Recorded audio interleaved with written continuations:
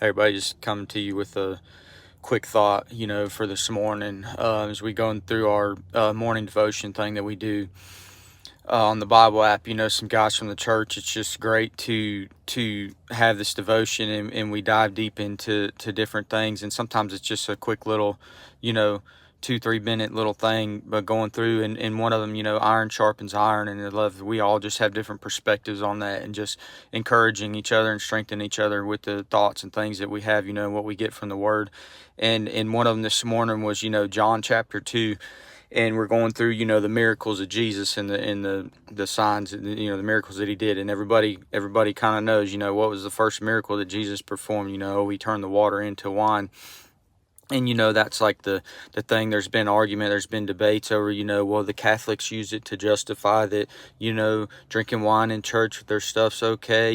They take the the feasts and things like that. Well, Jesus turned water into wine. And then, you got the Baptist, organizations that are totally against it, and they'll argue that it's this debate, and I think the meaning is so much deeper, and it goes so much further than that, in the way that, like, when we read it, when Jesus come to, they had the wedding, and he was invited to the wedding, and Jesus's mother was with him.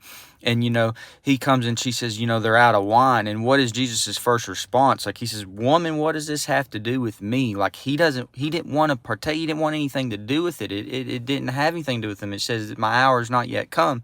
And so, but yet still, then how did his mother respond to that? She turned to the disciples. It says, do what he says, the servants. Like, she knew he was about to, although he didn't want to do it, she knew he was about to do something very powerful, and that he was probably going to, perform this miracle. And so what did he do? He told him, he said, "Fill these pitchers with water," and as the servants scooped the water out, and then they took it to the master, it's like that transformation that took place of the water was then being turned into the wine.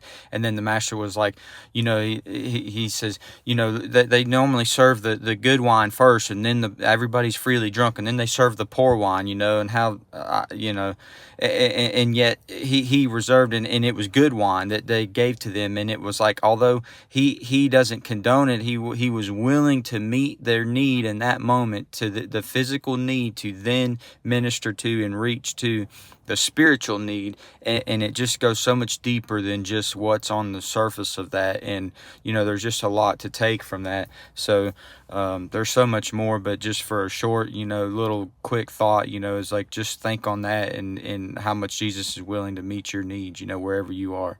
Love y'all.